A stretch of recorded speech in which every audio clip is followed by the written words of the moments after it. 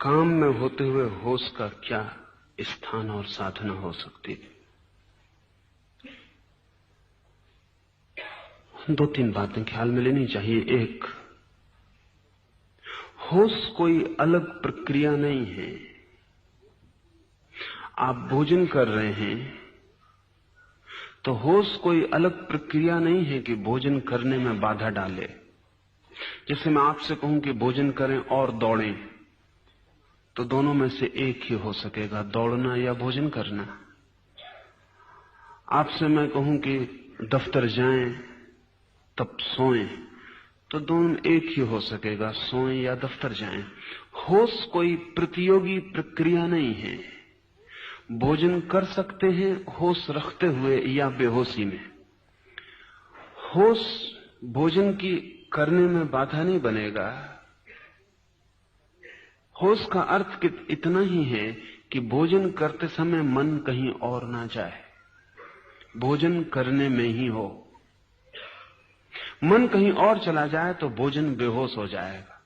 आप भोजन कर रहे हैं और मन दफ्तर में चला गया, शरीर भोजन की टेबल पर, मन दफ्तर में है, तो ना तो दफ्तर में हैं आप क्योंकि वहां आप हैं नहीं, और ना भोजन की टेबल पर हैं आप क्योंकि मन वहां नहीं रहा। तो वो जो भोजन कर रहे हैं वो बेहोश है, आपके बिना हो रहा है। इस बेहोशी को तोड़ने की प्रक्रिया है होश। भोजन करते वक्त मन भोजन में ही हो, कहीं और ना जाए। सारा जगत जैसे मिट गया, सिर्फ ये छोटा सा काम भोजन करने का रह गया। पूरी चेतना इसके सामने है।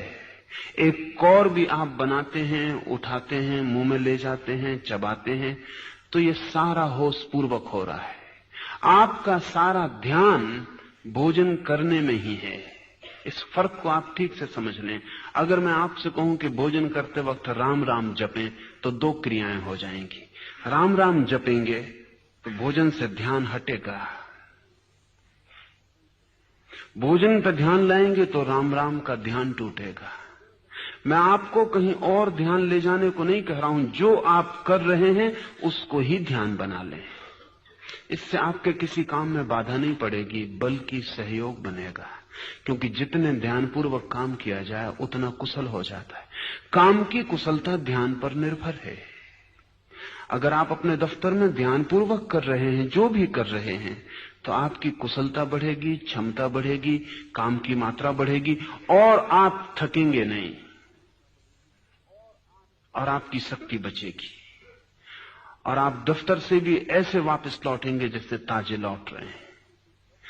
क्योंकि जब शरीर कुछ और करता है, मन कुछ और करता है, तो दोनों के बीच तनाव पैदा होता है। वही तनाव थकान है। आप होते हैं दफ्तर में, मन होता है सिनेमा गृह में, आप होते हैं सिनेमा में, मन होता है घर पर। तो मन और शरीर के बीच जो फासला है, वो तनाव ही आपको थकाता है और तोड़ता है। जब आप जहां होते हैं वही मन होता है। इसलिए आप देखें, जब आप कोई खेल खेल रहे होते हैं तो आप ताजे होकर लौटते हैं। खेल में शक्ति लगती है, लेकिन खेल के बाद आप ताजे होकर लौटते हैं। बड़ी उल्टी बात मालूम पड़ती। आप बैडमिंटन खेल रहे हैं कि आप कबड्डी खेल रहे हैं या कुछ भी, या बच्चों के साथ बगीचे में दौड़ रहे हैं, शक्ति व्यय हो रही है, लेकिन इस दौड़ने के बाद आप ताजे होते हैं। और यही काम अगर आपको करना पड़े तो आप थकते हैं। काम और खेल में एक ही फर्क है, खेल में पूरा ध्यान वही मौजूद होता है, काम में पूरा मौजूद नहीं होता। इसलिए अगर आप किसी को नौकरी पर रख लें खेलने के लिए, तो वो खेलने के बाद थक के जाएगा, क्योंकि वो फिर खेल नहीं है, काम है। और जो होशियार हैं वे अपने काम को भी खेल बना लेते हैं। खेल का मतलब यह है कि आप जो भी कर रहे हैं, इतने ध्यान, इतनी तल्लीनता, इतने आनंद से डूब के कर रहे हैं कि उस करने के बाहर कोई संसार नहीं बचा है। आप इस करने के बाहर ज्यादा ताजे, सशक्त लौटेंगे और कुशलता बढ़ जाएगी। जो भी हम ध्यान से करते हैं उसकी कुशलता बढ़ जाती है। लेकिन अनेक लोग ध्यान का मतलब समझते हैं जोर जबरदस्ती से की गई एकाग्रता। तो आप थक जाएंगे। अगर आप जबरदस्ती अपने को खींच के किसी काम पर मन को लगाते हैं तो आप थक जाएंगे। तब तो ये ध्यान भी एक काम हो गया। जो भी जबरदस्ती किया जाता है वो काम हो जाता है। ध्यान को भी आनंद समझें, इसको भी बेचैनी मत बनाएं। ये आपके सिर पे एक बोझ ना हो जाए कि मुझे ध्यान पूर्वक ही काम करना है।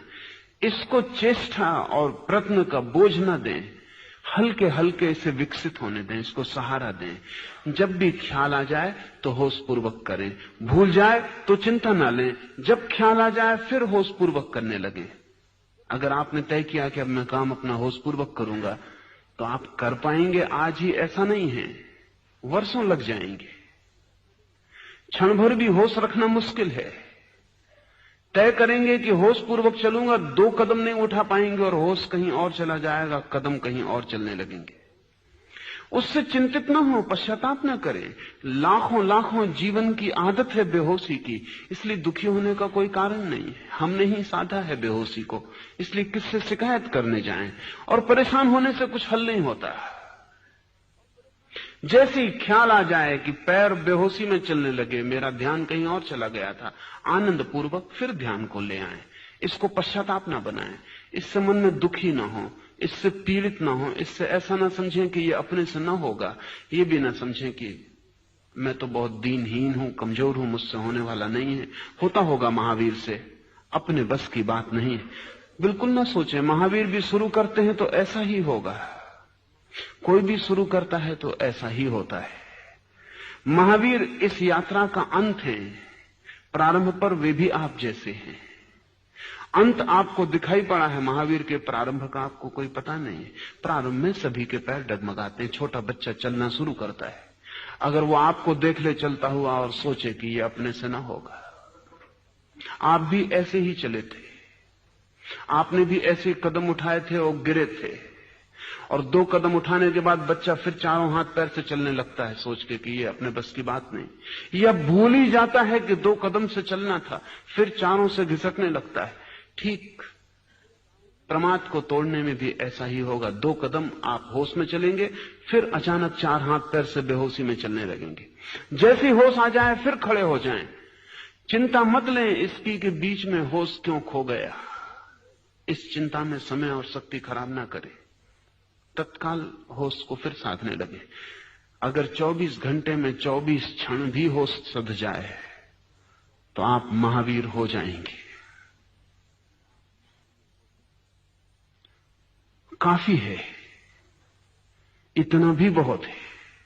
इससे ज्यादा की आशा मत रखें, अपेक्षा भी मत करें। 24 घंटे में अगर 24 क्षणों को भी होश आ जाए तो बहुत है। धीरे धीरे क्षमता बढ़ती जाएगी। और वो जो बच्चा आज सोच रहा है कि अपने बस के बाहर है 2 पैर से चलना, एक दिन वो 2 पैर से चलेगा और कोई प्रयत्न नहीं करना पड़ेगा, कोई प्रयास नहीं रह जाएगा। तो ये ध्यान रख लें, ध्यान को काम नहीं बना लेना है। नहीं तो बहुत से धार्मिक लोग ध्यान को ऐसा काम बना लेते हैं कि उनके सिर पे पत्थर रखा है, उसकी वजह से उनका क्रोध बढ़ जाता है, क्योंकि जिससे भी बाधा पड़ जाती है उस पर वो क्रोधी हो जाते हैं। जो काम में उनका ध्यान नहीं टिकता वो उस काम को छोड़ के भागना चाहते हैं। जिनके कारण असुविधा होती है उनका त्याग करना चाहते हैं। ये सब क्रोध है, इस क्रोध से कोई हल नहीं होगा। साधक को चाहिए धैर्य, और तब दुकान भी जंगल जैसी सहयोगी हो जाती है।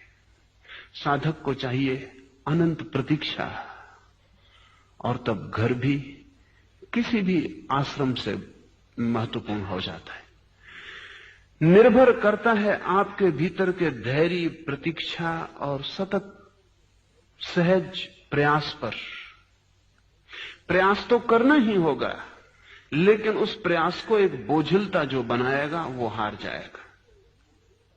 जीवन में जो भी महत्वपूर्ण है वो प्रतीक्षा से, सहजता से, बिना बोझ बनाए प्रयास से उपलब्ध होता है। सच तो यह है कि हम कोई भी चीज आज भी कर सकते हैं, लेकिन अधैर्य ही हमारा बाधा बन जाता है। उससे उदासी आती है, निराशा आती है, हताशा पकड़ती है और आदमी सोचता है नहीं ये अपने से न हो सकेगा। ये जो बार बार हताशा पकड़ती है ये अहंकार का लक्षण है। आप अपने से बहुत अपेक्षा कर लेते हैं पहले ही, फिर उतनी पूरी नहीं होती। वो अपेक्षा आपका अहंकार है। एक क्षण भी होश सधता है तो बहुत है। एक क्षण जो सधता है कल 2 क्षण भी सध जाएगा। और ध्यान रहे, एक क्षण से ज्यादा तो आदमी के हाथ में कभी होता नहीं। 2 क्षण तो किसी को इकट्ठे मिलते नहीं, इसलिए 2 क्षण की चिंता भी क्या। जब भी आपके हाथ में समय आता है एक ही क्षण आता है।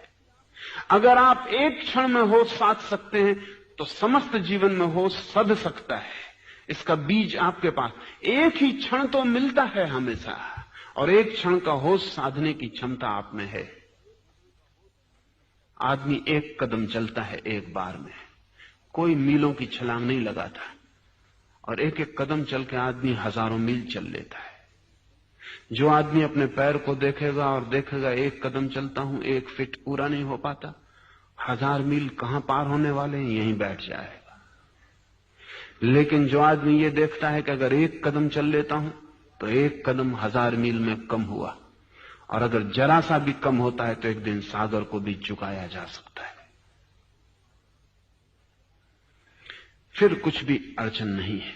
इतना चल लेता हूं तो 1000 मील भी चल लूंगा, 10,000 मील भी चल लूंगा।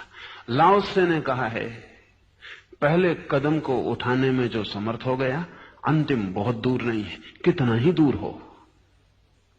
जिसने पहला उठा लिया वो अंतिम भी उठा लेगा। पहले में ही अड़चन है, अंतिम में अड़चन नहीं है। जो पहले पर ही थक के बैठ गया, निश्चित ही वो अंतिम नहीं उठा पाता है। पहला कदम आधी यात्रा है, चाहे यात्रा कितनी ही बड़ी क्यों ना हो। जिसने पहले कदम के रहस्य को समझ लिया, वो चलने की तरकीब समझ गया, विज्ञान समझ गया। एक एक कदम उठाए जाना है, एक एक पल को प्रमाद से मुक्त करते जाना है। जो भी करते हो होश पूर्वक करें। होश अलग काम नहीं है, उस काम को ही ध्यान बना लें। महावीर और बुद्ध इस मामले में अनूठे हैं।